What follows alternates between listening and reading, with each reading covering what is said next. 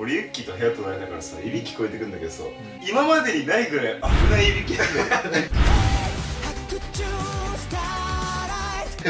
なんか普通いびきってさ、じゃん、ユッキーの